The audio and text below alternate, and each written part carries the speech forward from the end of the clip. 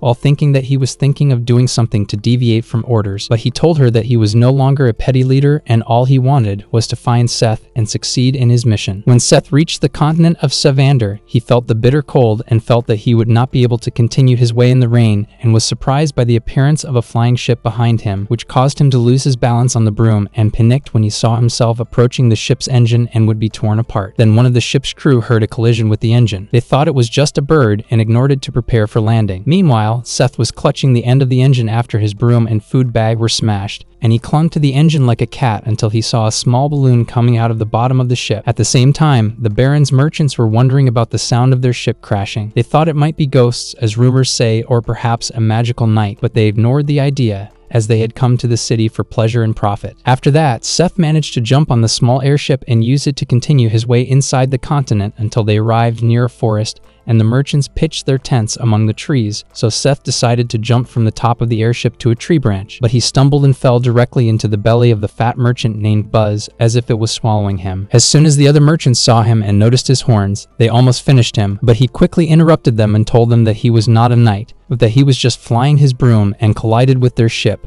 So one of them thought he was a spy, so they kept questioning him until he used the power of the wind and managed to escape from them. So the Fat Paws ordered his guards and the merchant Crystallum to bring him to him alive. Seth kept running through the forest, confused because he lost his broom and didn't know the whole area. He thought about losing them, and when he succeeded in doing so, he was surprised that something was stuck to him. And then the merchant princess appeared from behind and aimed her bow at his backpack. Seth notices a bird flying directly above him and realizes that they know where he is, so he decides to jump up and throw a giant punch at it. Just as he manages to get rid of the bird, Crystallum jumps up and delivers a powerful kick to his abdomen. He attacked him with a skull fist, but he was surprised that he was not affected at all by his blow, except that it caused him to tear at his clothes. Then Crystallum turned towards him and attacked him with a few blows from his sword, but Seth managed to avoid them thanks to his protective barrier until he fell deep into the forest and Crystallum lost track of him. When he landed in the forest, the guards joined him and were surprised by the presence of shadowy ghosts hovering around them in the trees. Crystallum panicked and ordered the guards to retreat, and Grim was able to save Seth from them after he lost consciousness. After a while, Seth woke up and found his body covered with bandages and Grim sitting next to him and told him that he had saved him from those who were chasing him because he knew how to avoid enemies without fighting, so Seth wanted to learn that skill from him. Grim asked him why he didn't use his Fantasia since he would have been able to get out of that situation on his own. Seth remembered the last time he had to use his Fantasia and said he'd rather not use it right now. Grim understood what Seth meant and told him that he didn't have to carry the burden of hundreds of dead people. Seth asked him if he knew what it felt like, but Grim was silent for a while and then told him that he would have to wait until morning to continue on his way. He then asked him why he decided to go on the journey alone without telling his friends, and he told him that he didn't want to get them into any trouble. Now hold up, I just realized that 98% of you aren't subscribed yet. Want to see a trick? Look at my profile picture.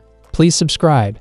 If you see the button glow up, please hit it with the bell icon and the like as it helps me a lot. Thank you.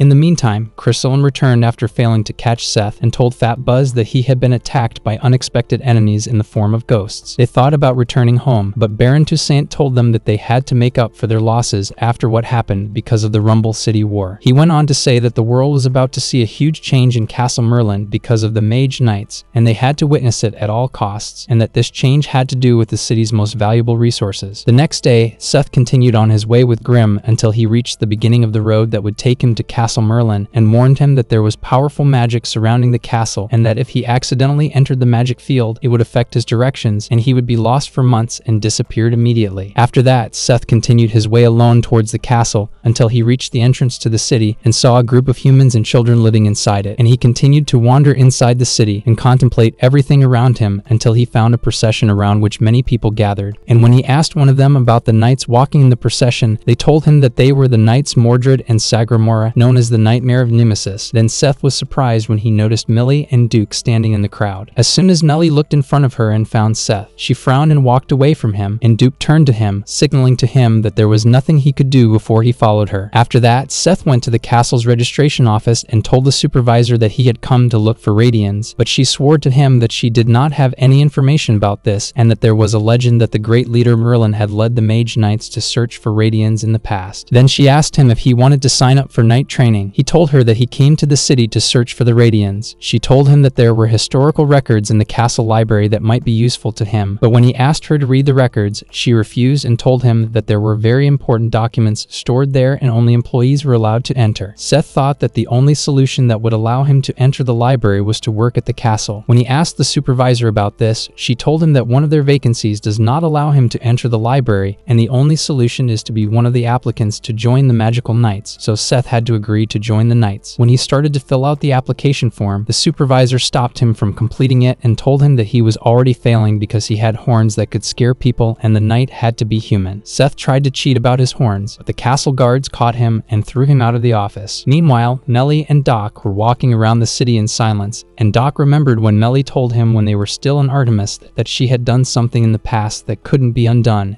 and had been trying to change it all that time, but to no avail. Duke told her that she was an excellent hunter and that he wouldn't have hired her as an assistant if she couldn't handle the responsibility, but he realized that it wasn't enough for her. Frustrated, Seth sat down on a sidewalk after failing to get a single piece of information. He noticed the great statue of Merlin and asked the statue if he could find out anything about the Radians and the Nemesis monsters. Seth's thoughts were interrupted by a creature that looked like a koala or a sloth that told him that it was the statue's Ginny and that he wouldn't get any answers if he kept asking the statue questions, so Seth approached it and realized that it was just a human with a beard longer than his life that was long enough to wear underwear in. Seth asks him if he knows a way to sneak into the castle, and Myr takes him and they head down a secret path together. As they walk, Myr says they're heading toward the stables, and Seth tells him he wants to go into the castle library to look at Merlin's records. Then he was surprised that Myr was talking about him, describing him as garbage and that he was a troublesome old man. Then they were interrupted by someone blowing a horn, so Myr said they had to hurry inside. When they reached the door, Myr pushed him in, threw him a saddle, and told him before he left that the password was Lulu is asleep. Seth didn't understand what he said at first, but inside the stable he found many horsemen riding horses and different kinds of animals until a rider named Okuhu noticed his presence and asked him if what he was holding was her saddle, and then asked what she called Lulu. Seth remembered what Myr had told him and said, "Lulu is asleep." Okuhu got frustrated and asked him to put the saddle around her pet. Seth had a dumb look on his face about what she meant by a saddle. She told him it was the thing he was carrying, so Seth tied it around her pet, then gave him a small stone and told him to wear it and leave his backpack in the stable. Then Okuho wore her stone and became wearing full armor instead of her clothes, which impressed Seth with the ability of the stone, and when he put it near his chest, the same happened to him. Then Okuho extended her hand for him to climb behind her on the back of her elephant. After Seth sat down, he was surprised by the animal's speed in running. Then Okuhu flew them out of the castle, and Seth saw other knights and her colleagues in front of them. Then Okuhu told him her name and that she is an applicant to join the Knights of Magic and her animal is a raccoon dragon, and told Seth that she will rely on him to help her defeat the Nemesis and that he will be the one who will lead the raccoon at that time. Seth was surprised by her request and told her that he had never ridden a dragon before, but he could ride a broom. She asked him what he was doing in the stable if it was his first time riding a dragon, and Seth told her what happened, and she was disappointed to learn that Myr had brought him to the stables. Seth wondered if this was a different kind of monster than the usual Nemesis monsters, and Okuo told him that it was a spectral nemesis that was unaffected by attacks from Fantasia's wizards. Seth wondered what kind of attacks would work against it, and she told him that it was the attacks of the knights Mordred and Sagramore. Seth remembered that they were the two young men who were walking in the parade this morning, and then the leader of the knights, Brangwer, began to motivate them before they faced the nemesis and explained the plan they would use to take it down. After he finished explaining it, Okuho gave Seth the dragon bridle to lead him. Then he was surprised by the appearance of the Year of Flames above their heads. She told him that it was a Gizoni technique that synchronizes all of them with the consciousness of Commander Brangwer to create a huge fantasy that exceeds the abilities of individual soldiers. Then they all used Saifingo's ability to form a ring around the Nemesis spectrum in order to stop its movement. Seth looked around and noticed that the Nemesis was not bothered by all the dragons flying around, and there were no eggshells around its body, so Okuho asked him to shut up so she could concentrate on the commander's signal. He lowered his head to avoid hitting the ring and tried to block it, but to his surprise, no change occurred, and his head hit one of the Nemesis' spectral limbs, causing him to fall off the raccoon's back. After Okuho's consciousness was interrupted by Seth's fall, one of her colleagues asked her to step aside so as not to delay their work since she was no longer part of their attack on the Nemesis, so she decided to land the dragon to save Seth. Meanwhile, some villagers were watching the battle between the knights and the spectral Nemesis and saw Seth fall from the top of one of the dragons, but they were amazed to find that he had used his magical ability to slow his fall and land safely. Although he was able to collect the Fantasia with his right hand, his left hand still doesn't work since it was injured by a blow from Torque's sword. Then he was surprised when he saw the villagers standing behind a tree, and was surprised when they told him that the Nemesis appeared out of nowhere and was not inside an A as it normally happens. Okuho then landed her dragon near him, and when she got close enough to the ground, she jumped on him and grabbed his neck hard because he tried to block the Nemesis attack with his bare hands instead of leading the dragon. Then they noticed that the knight's magic attack was passing through the Nemesis shadow and missing him. Seth heard the villagers talking about something called the Dullahan, so he hurried before the next knight's attack, took off his armor, managed to block one of the knight's magic strikes, and when he he was hit again, Okuho blocked it with her steel armor. Then she asked him if he could use the protective dome, and he told her that as long as she had the shield, they would not be hit from above. She said that she did not receive any orders about protecting him from attacks. He asked her if they had received orders to destroy the farm, and Okuho denied it and told him that their mission is to defeat the Nemesis, and he told her that they do not care what they have to do to accomplish the mission, even if they destroy the farms of the villagers who earn their livelihood, and that is no different from the Nemesis. Seth then decides to move to fight the Nemesis, and Okuho is encouraged by his words and his desire to fight and decides to fight alongside him. She grabs his wrist and tells him that they are going to use Crumman's spell to protect a large area of farms. After the spell is activated, Okuho feels like she is in a sea of fantasy because of Seth's ability to accumulate a huge amount of it. The knights, meanwhile, felt as if their magical power was being drained until Gizoni's spell was cancelled, and they noticed that the Nemesis was gradually disappearing until Mordred and Sagramore attacked it before it disappeared completely. After the Nemesis vanished, the villagers returned to their farms and lamented the loss of their crops in the fight with the Nemesis, while Brangwer praised the performance of his knights and told them that Mordred and Sagramore would be the next big thing. He then scolded the others for breaking the agreed upon attack formation and not sticking to the plan. Some of the knights told him that they didn't have enough Fantasia to attack after Okuho used her ability. Brangwer was furious and grabbed the knight's neck, thinking it was Okuho, and asked him how he dared to do something without his permission. Okuho pointed to herself as the one who did it, and Brangwer came to his senses and told her that their individual thoughts and abilities are worthless in battle, and that they must work together in accordance with Merlin's teachings. Queen Boudica interrupted his speech with her sudden appearance, and they all bowed to her except Seth, who was impressed by her size. She told them that she had come on a short visit to see the spectral Nemesis because it had caused suffering to her people, and a villager told her that their fields had been hurt by the Nemesis, but not completely destroyed thanks to the knights. Then he told her that they were afraid because the Dullahan, a terrifying spirit that always appears at nightfall and holds its head in its hands, and that it began to appear at the same time as the first appearance of the spectral Nemesis. Boudica felt that her people were really suffering, so she told them that she must listen to all the creatures of this world, even if she did not know what they were. She then approached Okuho and told her that what Brangwer had said about what she had done was true, but at the same time it was an act worthy of the great Merlin, and that the land would become fruitful again thanks to her protection. She left after praising their performance in fighting the Nemesis, and Brangwer told them they would return to the castle. Okuho was thrilled that the queen praised her and knew her name, and told her raccoon dragon that they would be celebrating today. Meanwhile, Seth noticed a Grimm near a field with crows on his arms that looked like Videl sticks from League of Legends. Then he approached Grimm after they left and asked him what he was doing in this area, but Grimm continued to disguise himself as a scarecrow and told him that he wanted to learn to block his presence like he does. Grimm told him that people do not recognize things that are not worthy of their attention, like a scarecrow or a sick traveler on the side of the road, which is something he is very good at doing, posing as things that have no value to humans so that they do not notice his presence. Then he told him that he does not need to become like him, as he has already managed to infiltrate the castle. Seth said he wanted to enter the castle's library to get any information about Rydian, and to do that he would have to join the knights of the city. Seth refused to steal anything from the castle, so Grimm told him that he wanted to borrow it for a while. Then he took out a small crystal from his pocket and told Seth that it was a memory stone worn by certain magicians and had a special ability to record the experiences of its owner. Then he told him that there was something in the castle's library called Enmathic, a collection of memory stones used by great magicians in the past, including one used by a witch named Magosha, which is the one he wanted to borrow. Seth asked him why he doesn't enter the castle himself and take what he wants. He told him that he can't cross the walls of the castle because of what he is, so Seth agreed to help him even though he doesn't have a plan to sneak into the library. So Grimm told him that he is not suitable for spying, and maybe Melly or Duke would be better than him in that matter. Seth told him that he saw them after they reached Castle Merlin, but they acted strangely towards him, and he thought they might be angry that he left Artemis without saying goodbye. He then asked Grimm what he should do about it, and Grimm told him that he had no idea since for some reason he always causes unwanted misunderstandings, and then suggested that he go to the Libercan Inn where they were staying and talk to them. Seth asked him why he knew so much about Castle Merlin and if he had been a night magician in the past, but was surprised to find that Grimm had disappeared. At night, two villagers were walking through the fields on their way home when they saw the Dullahan rushing toward them and panicked, running in the opposite direction before she could reach them. At that time, Seth arrived at the motel and knocked on the door to Melly and Duke's room, and when Duke opened the door, he was surprised that he knew where they were staying. Seth asked about Melly, and Duke told him that she was sleeping, and when Melly made a noise, Duke tried to close the door quickly and asked Seth to leave, but Seth blocked the door with his hand and insisted on apologizing to her himself. So Melly opened the door and stood in front of Seth and asked him why he came. He told her that he left Artemis without telling them. Melly told him with a cold face that he didn't have to apologize to them and almost slammed the door in his face. face, but he caught him and asked her why she was angry with him, and she told him that she wasn't angry, but that she invited him for who he was, and that he could move forward without them after everything they went through together, and that she considered him and Duke as a team and friends. But they didn't mean as much to him as he meant to them. Seth told her she was wrong about what she said, and that he did it because he didn't want to cause them any more trouble, especially since the miracle makers were after him and would follow him if he told them where he was going next. Millie told him that she wasn't a child, that she could protect herself, that she didn't intend to blame him no matter what, but he didn't trust them, and he told her that he didn't want to put them in danger, that the Nemesis and the Inquisition weren't the only danger around them, but that he was also a danger to them because of his inability to control himself when he used his full fantasia as he'd had in Rumpel. Millie burst into tears and asked him if the same was true for her, and that her curse should prevent her from making friends, getting attached to anyone, or asking for help if she can't control her other personality. She then told him that she had ruined her entire life because of her curse, and that if someone had been there to stop her, she wouldn't have been able to hurt someone named Vineloop, and that she thought with him around she had found someone who understood and contained her curse. Seth was moved by what she said and tried to console her, but she stopped crying and asked him not to console her, and told him that maybe he was right to live his life that way, and that he shouldn't cling to others and stay alone. Then she closed the door in his face. Afterwards, Seth sat outside the inn in the rain, thinking about Mellie's words. Doc joined him and told him that he was against the idea of them coming to Castle Merlin, but Mellie wouldn't listen to him and said that she wanted to strengthen her magic and prove that she could handle things on her own. Then he told him that she had opportunities to work together in the past, but her curse ruined things, and she waited her whole life to meet someone like him who didn't care about curses, but he abandoned her like everyone else. Then he asked Seth what he was going to do, and he said he had places he could go and stay, and he pretended to be fine. Duke left him and went back inside, and Seth left after taking one last look at the balcony of Millie's room. After that, Seth headed to the stable, and when he entered, he found Okuo practicing with her raccoon dragon to fight. Then she noticed that someone was peeking at her, so Seth appeared clearly in front of her and asked her to stay in the stable until the rain stopped. Then he asked her about his backpack that he left in the stable this morning, and she told him that Lulu uses it as a pillow when she sleeps. So Seth approached her and saw Lulu, and Okuo told him that she is the one who takes care of his dragon and helps her. Then she took the bag from behind her head and returned it to Seth. Seth wondered if it was Lulu's curse to stay asleep most of the time. Then he asked Oku about her own curse, and she felt embarrassed and refused to tell him because she didn't know him well enough. Then she asked him where he lived before he came to Castle Merlin. He told her that he used to live in Bombo Hills and then moved to Artemis for a while, and that he came to Castle Merlin to find and destroy the Radiant, and he has no way but to enter the castle's archives. But Okuo told him that the archives are heavily guarded. Then she was surprised when Mur appeared in front of her, eating raccoon food, and he told her that he was sheltering from the heavy rain outside, so she tried to kick him away and take him out of the stable and asked him to return to his wife, and he told her that she threw him out because she thought he was cheating on her. Then he started singing the song that he composed, so Seth decided to leave and look for another place to sleep. Okuo caught him before he left and asked him if there was anything he wanted to say to her. He apologized for being reprimanded by the commander. She asked him how he was able to summon so much fantasia at that time. He pretended not to know anything and asked her if she did it. She told him she couldn't summon that much fantasia on her own, so he said he didn't know how he could do it every time. Seth is surprised that she's doing so well on her own, but she tells him that it's not enough because she's not very good at defensive fighting and would like to increase her offensive power. Seth apologizes and says that his own issues are taking up too much of his focus right now. Okuho suggests that they make a deal where she researches the Radiance for him in exchange for him agreeing to join her, and begs him to agree so that she can fulfill her dream of becoming a mage knight. Then he remembered Millie's talk about how people like them can't make friends and asked for help from others because they can't control themselves. Then he told Oku that it's better for him to be alone, but he needs her help, and in return he will accept her offer. And Oku was very happy and told him that they will wake up every morning at 5 and train for 2.5 hours, and in the evening they will train until one of them collapses from fatigue. Seth told her that he was going to look for a place to stay and would meet her at the stable at the time of training, so she suggested that he stay at the stable on the condition that no one would find out about him and there would be no trouble. And after Seth stayed at the stable and slept next to Okuho's dragon, he woke up after having a mysterious dream in which he drew a certain mark with his index finger. A few days later, Seth contacted Alma through the communication quill and told her that he was currently training with Okuho and she was helping him gather information about Radiant, but he hadn't found anything useful so far and said that the only solution was to sneak into the archives himself. Then he asked her if they had been to Castle Merlin together before because he felt the place was familiar to him. Then he told her about the dream he had been having since he arrived in the city and felt that it was memories of his past that he didn't know about, and and then he felt someone with him inside the stable. So he ended his call to Alma and found that Mordred and Oku were talking about something. Then he was surprised when Mordred kissed her on the cheek and felt that he might have seen something he shouldn't have seen. After Mordred left the stable, Oku put on her hood, and as she approached where Seth was, he tried to explain that he didn't mean to spy on them, but Oku gave him a cold look and continued walking. Meanwhile, Millie got ready to go to her first training to join the Knights of the Castle, and Duke felt that she was trying to act cheerful while still thinking about what happened with Seth, so he decided to go out and take a walk around the city on his own. Meanwhile, Okuho was on her way to the stable after getting the raccoon dragon's food and found Sagramore practicing as usual, brandishing his sword and remembering that his personality hasn't changed since they were school children together. Then Sagramore asked her if she noticed that she was slacking in her training since the queen praised her. Okuho was furious and asked him if he intended to test her, then got into a fight with him and forgot about her starving dragon. At that time, Seth was trying to sneak into the archives and kept watching the supervisor, who had not taken his eyes off the paper he had been holding since morning